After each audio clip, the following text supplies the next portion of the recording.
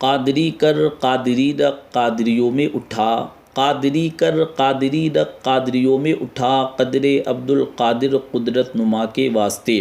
غوث اعظم بمن بے سرو ساما مدد، قبلہ دی مدد، کعبہ ایما مدد، بگرداب بلا افتادہ کشتی، ضعیفہ نے شکستہ راہ تو پشتی، بحق خواجہ عثمان ہارون، مدد کن یا معین الدین چشتی، قادریم نعرہ یا غوث اعظم می زنم، دمز شیخ احمد رضا خاں قطب عالم می زنم۔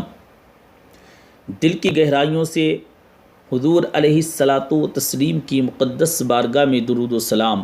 اللہ رب محمد صلی اللہ علیہ وسلم، نحن عباد محمد صلی اللہ علیہ وسلم، صلو علیہ صلاۃ و سلاما علیکا یا سیدی یا رسول اللہ صلی اللہ علیہ وسلم۔ کہ گلشن میں جا کے دیکھ نہ صحرا میں جا کے دیکھ، گلشن میں جا کے دیکھ نہ صحرا میں جا کے دیکھ، کیا شان ہے ولی کی یہ قرآن میں جا کے دیکھ، کیا شان ہے ولی کی یہ قرآن میں جا کے دیکھ، چھٹ جائیں گی ابھی ابھی ظلمت کی آندھیاں، چھٹ جائیں گی ابھی ابھی ظلمت کی آندھیاں، غوث الورا کا دل سے تو نعرہ لگا کے دیکھ، غوث الورا کا تو دل سے نعرہ لگا کے دیکھ، اور کھل جائے گی ابھی ابھی دل کی کلی کلی، کھل جائے گی ابھی ابھی دل کی کلی کلی، ایک بار غوث پاک کا نغمہ سنا کے دیکھ، ایک بار غوث پاک کا نغمہ سنا کے دیکھ، دونوں جہاں کی نعمتیں مل جائیں گی تجھے، دونوں جہاں کی نعمتیں مل جائیں گی تجھے، غوث الورا کو اپنا وسیلہ بنا کے دیکھ، غوث الورا کو اپنا وسیلہ بنا کے دیکھ، ہو جائے گی تجھے بھی زیارت حضور کی، ہو جائے گی تجھے بھی زیارت حضور کی، آنکھوں میں غوث پاک کا جلوہ بسا کے دیکھ، آنکھوں میں غوث پاک کا جلوہ بسا کے دیکھ۔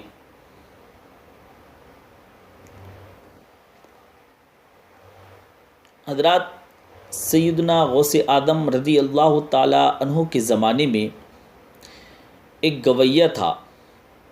کون تھا؟ ایک گویہ تھا جو گانے گایا کرتا تھا۔ اس کی آواز بڑی شاندار تھی، لوگ اس کو بڑا سنا کرتے تھے، بڑی شاندار سریلی آواز تھی اس کی۔ تو سرکار غوث اعظم رضی اللہ تعالی عنہ اس کو سمجھاتے کہ تیرا طریقہ درست نہیں ہے، تو توبہ کر لے، اس سے باز آ جا۔ اور ہمارے زمانے میں جس کی ہاں میں ہاں ملاؤ وہ راضی رہتا ہے، اور کسی بات پہ ٹوک دو تو فوراً ناراض ہو جاتا ہے۔ ہمارے زمانے کے اندر یہ ماحول ہے کہ جہاں آپ نے کسی بندے کو کہا کہ تو غلط ہے، یا کسی کو جس جگہ ڈانٹا تو بس ناراض ہو گئے جناب۔ یہاں تو مداری بن کے وقت گزارنا پڑتا ہے، جو آئے اس کے اشاروں پہ ناچو تو لوگ ٹھیک ہیں، تب لوگ ٹھیک ہیں۔ ہمیں پتہ ہے چاہتے کیا ہیں لوگ، کہ صوفی صاحب ہوں، پیر صاحب ہوں، تو وہ نہ ہمارے سامنے اشاروں پہ ناچیں، ہمارے سامنے ہمارے اشاروں پہ چلیں۔ آپ کسی بندے کو انکار کریں، پھر دیکھیں غوث پاک رضی اللہ تعالی عنہ کے زمانے میں گویہ تھا، گایا کرتا تھا۔ سرکار غوث اعظم رضی اللہ تعالی عنہ اس کو منع فرماتے تھے، فرماتے یہ طریقہ ٹھیک نہیں ہے، بچ جا اس سے، باز آ جا اس سے۔ وہ مخالفت کرنے لگ گیا، وہ مخالفت کرنے لگا۔ جب لوگوں کے مفادات پہ ٹھوکر لگتی ہے تو وہ ذات پات پہ اتر آتے ہیں۔ وہ کہتا ہے دیکھو میرے پیچھے بڑا رش ہے، تو عبد القادر جیلانی رضی اللہ تعالی عنہ تو مجھ سے جلتے ہیں، شیخ عبد القادر تو مجھ سے جلتے ہیں، مجھ سے حسد کرتے ہیں معاذ اللہ۔ کہتا ہے میرے ساتھ اتنے لوگ ہیں، اتنی بھیڑ بھاڑ ہے، لوگ مجھے زیادہ سنتے ہیں تو یہ مجھ سے جلتے ہیں معاذ اللہ۔ خیر بڑی مخالفت کی، باتیں ٹٹول ٹٹول کر کے لاتا تھا۔ حضرات یہ کیا کرتا تھا؟ باتیں ٹٹول ٹٹول کر کے لاتا تھا۔ کھاتے کہاں سے ہیں، لنگر کہاں سے آتا ہے؟ غوث اعظم رضی اللہ تعالی عنہ کی یہ کمیاں تلاش کرنے میں لگا رہتا تھا۔ یہ کیا ہے؟ حضور غوث اعظم رضی اللہ تعالی عنہ ہنسنے لگتے، مسکرانے لگتے۔ سرکار غوث اعظم مسکرانے لگتے، فرماتے چل ٹھیک ہے موج کر۔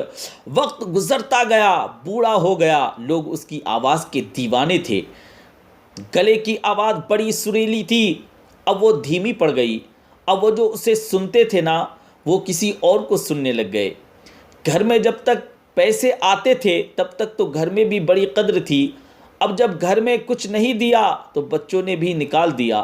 حالت یہ ہوئی کہ قبرستان جا کے بیٹھ گیا۔ مکھیاں بھنکتی تھیں، مکھیاں بھنکنے لگیں، پہننے کو کپڑا کوئی نہیں، کھانے کو روٹی نہیں۔ میرے شیخ، میرے غوث آدم رضی اللہ تعالیٰ عنہ اس گلی سے گزرے۔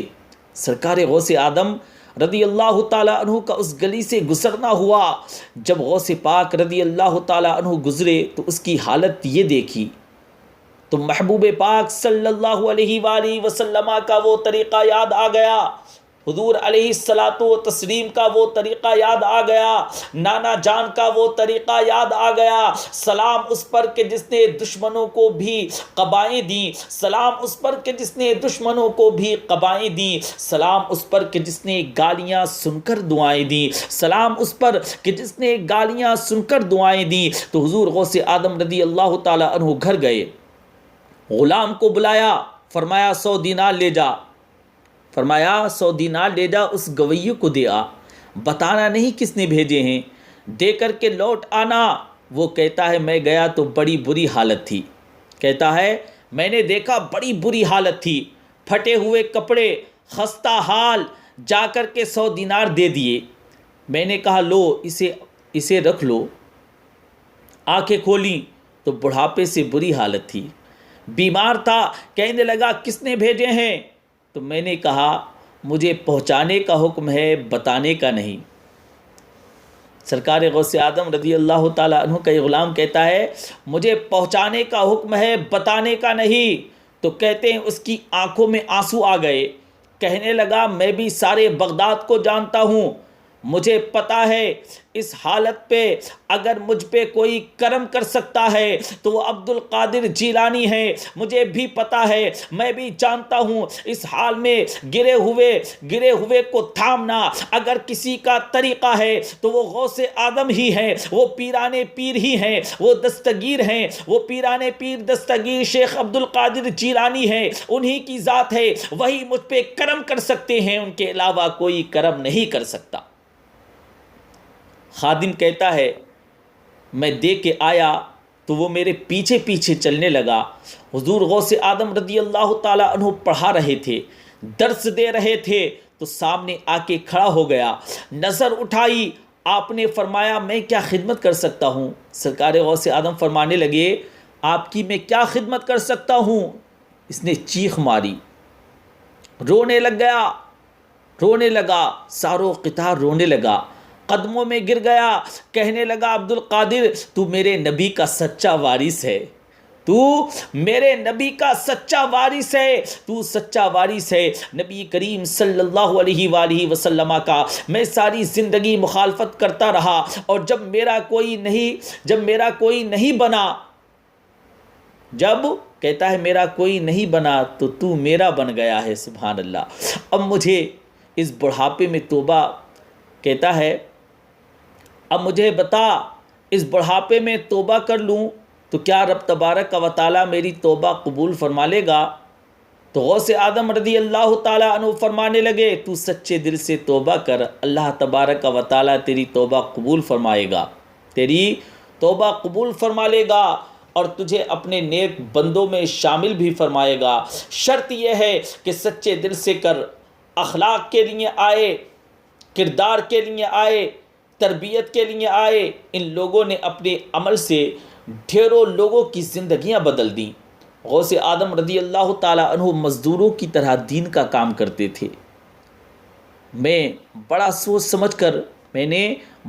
سمجھ کر کہ فقرہ کہا ہے مزدوروں کی طرح۔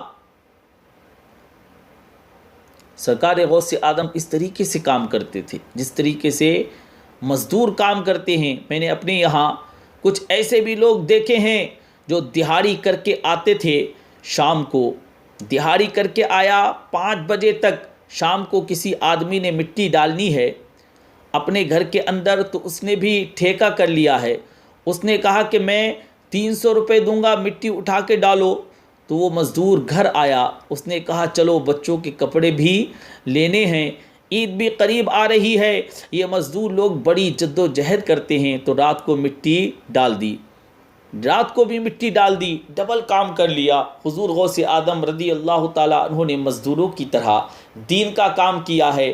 یہاں تو موجیں لگی ہیں، یہاں تو لوگ 7 رنگ میں مست ہو کے کہتے ہیں بس ٹھیک ہو گیا جی، ہم بڑے پکے ان کے ماننے والے ہیں. غوث اعظم رضی اللہ تعالیٰ عنہ فجر کے بعد فقہ کا درس دیتے تھے. ظہر کے بعد غوث اعظم لوگوں کو حدیث پاک پڑھایا کرتے تھے. عصر کے بعد قرآن کریم کی تفسیر بیان کرتے تھے. ہر روز عشاء کے بعد دور و دراز سے مخلوق آتی، لاکھوں کا مجمع ہوتا، اور غوث اعظم رضی اللہ تعالیٰ عنہ وہاں رسول اللہ صلی اللہ علیہ وآلہ وسلم کا دین لوگوں کو سمجھایا کرتے تھے. سرکار دو عالم نور مجسم صلی اللہ علیہ وآلہ وسلم کا دین لوگوں کو پڑھاتے تھے.